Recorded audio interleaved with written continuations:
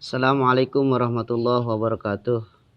Innal hamdalillah shalli wa usallimu ala Rasulillah Sayyidina Muhammad ibn Abdullah asyhadu an la ilaha illallah wa asyhadu anna Muhammadan abduhu wa rasuluh amma ba'd.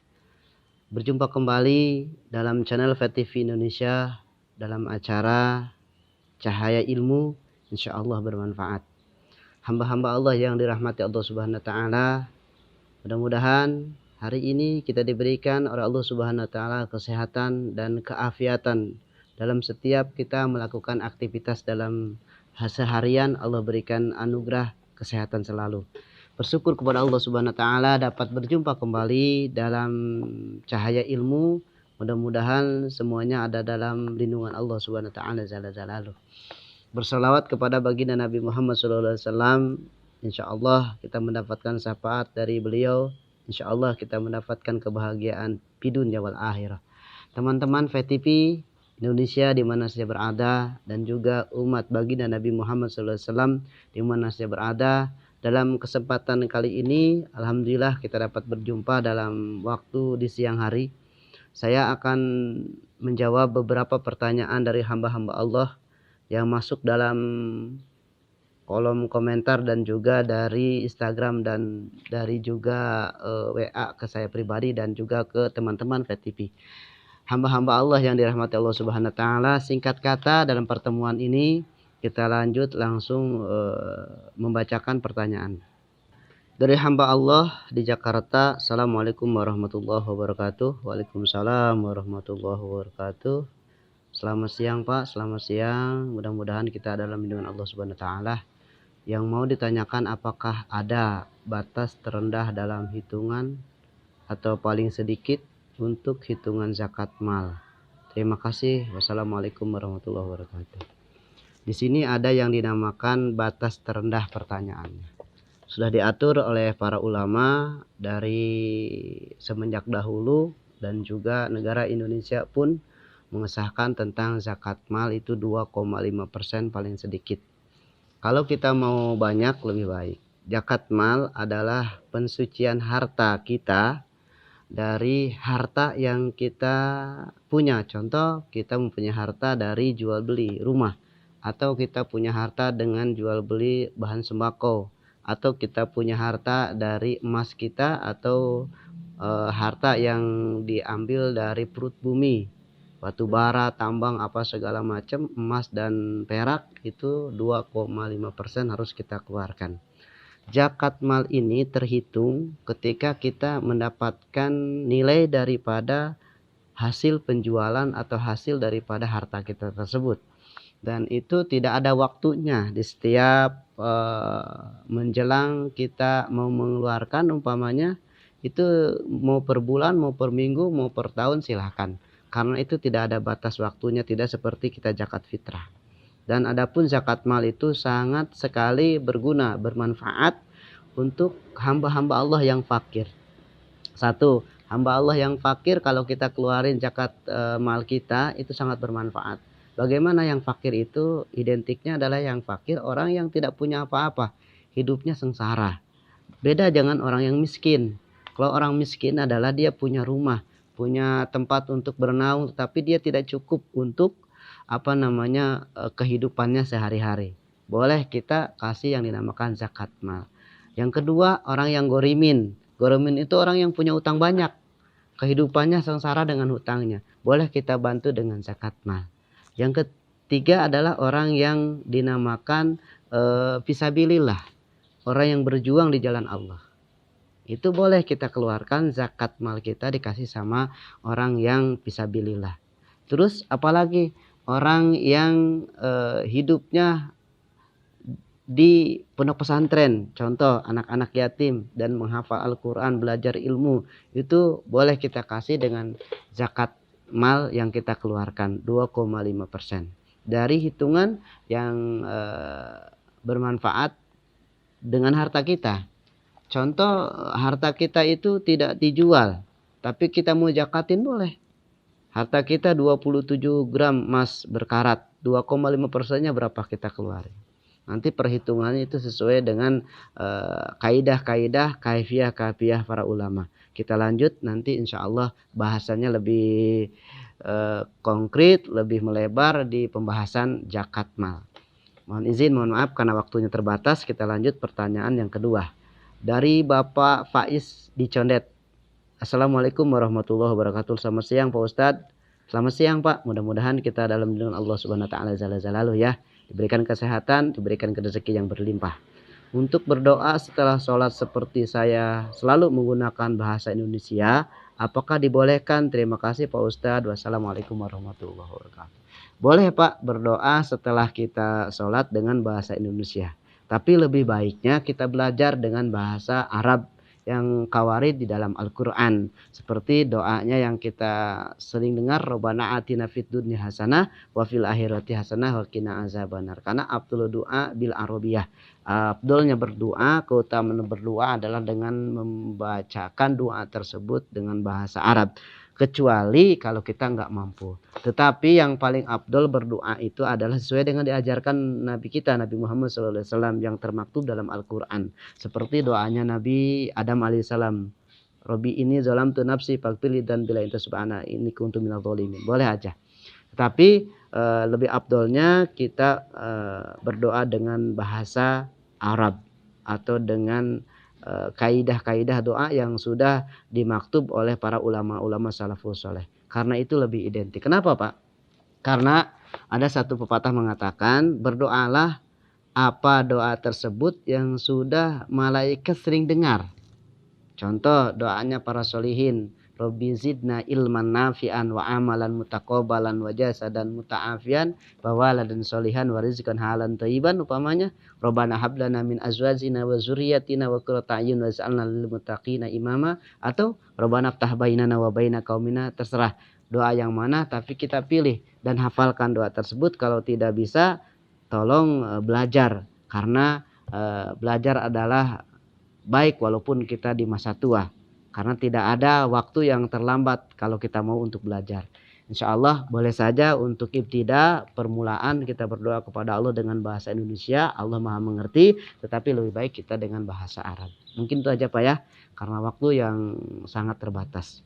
Pertanyaan yang ketiga dari Ibu Yanti di Jakarta. Assalamualaikum warahmatullahi wabarakatuh. Waalaikumsalam warahmatullahi wabarakatuh. Selamat siang Pak Ustadz. Siang Bu, semoga kita dalam rahmat Allah dan sehat selalu ya, rezeki berlimpah. Untuk sholat rawatib berapa rakaat dalam sehari menurut syariat Islam? Terima kasih, wassalam.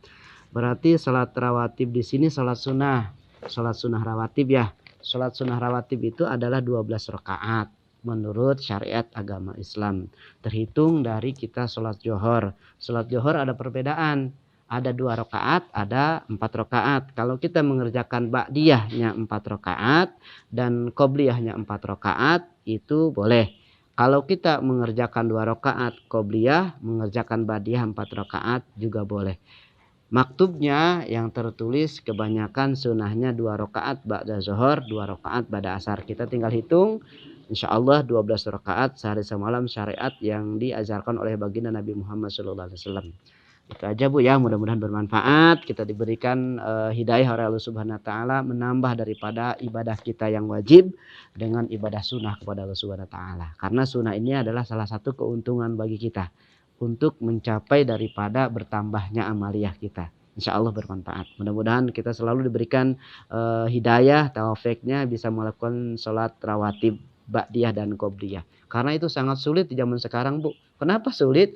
Karena banyak sekali aktivitas yang harus kita kerjakan. Tapi kita insya Allah diberikan, kalau diberikan kekuatan iman oleh Allah Subhanahu wa taala, kita selalu mengerjakan keuntungan di ibadah sholat sunnah. Mudah-mudahan bermanfaat Bu ya. Yang keempat, pertanyaan dari Mas Fadil di Jakarta. Assalamualaikum warahmatullahi wabarakatuh. Waalaikumsalam Pak Ustadz. Damang, bahasa Sunda dia bisa ya. Mudah-mudahan Pak Fadil ini sehat selalu ya.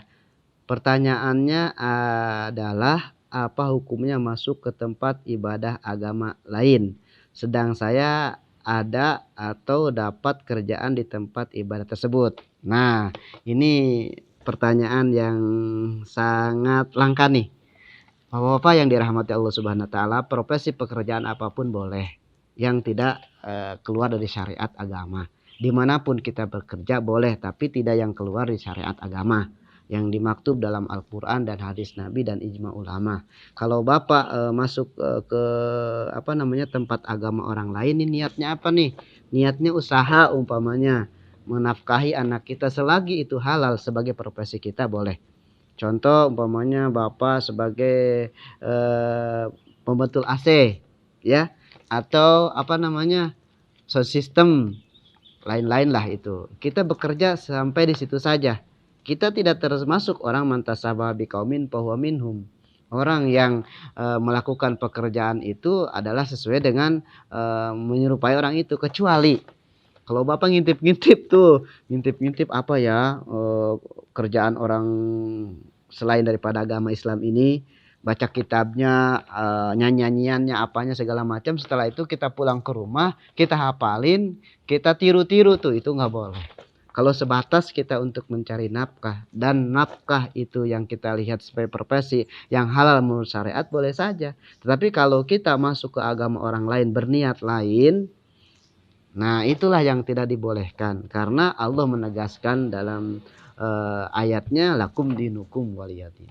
Nah insya Allah kalau memang profesi tersebut ada sebagai pekerjaan kita, tidak menghancurkan keimanan kita, tidak menghancurkan ketakwaan kita, tidak mengikis keimanan kita, tidak mengikis ketakwaan kita kepada Allah Subhanahu wa taala sebagai muslim yang sempurna, makanya lanjutkan pekerjaan tersebut. Tapi kalau mengikis daripada keimanan dan ketakwaan, jauh lah pajitani Bu, jauhkan, dan kita ganti profesi yang lain. Gitu ya. Contohnya drivernya apa? Dia mengantar PSK.